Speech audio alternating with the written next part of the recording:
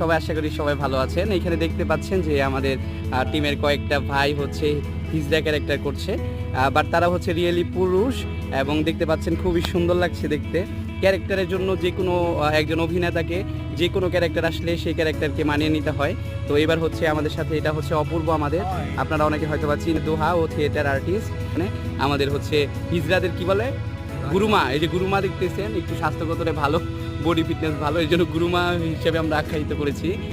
আমি যখন চরিত্র করি তখন আমার কাছে প্রতিটি চরিত্র মনে হয় যে আমি নতুন করে জন্ম নিতে যাচ্ছি, এবং আজকের ক্যারেক্টারটি করতে গিয়ে আমার মনে হচ্ছে খুব আকর্ষণীয় কিছু হতে যাচ্ছে এবং আমি খুব এক্সাইটেড হয়ে আছি। হাই গাইস, আমি অপূর্ব। আমি বিভিন্ন জায়গায় বিভিন্ন ক্যারেক্টার করে থাকি, বিভিন্ন জায়গায় পুলিশ ক্যারেক্টার। আমি আপনাদের সাথে ছিলাম প্রান্ত তুষার গমেজ, এই যে দেখতে পাচ্ছেন আমাদের ভাই ব্রাদাররা হচ্ছে আজকে হিজড়া ক্যারেক্টার করছে। তো সবার জন্য দোয়া রাখবেন এবং শুভকামনা রাখবেন।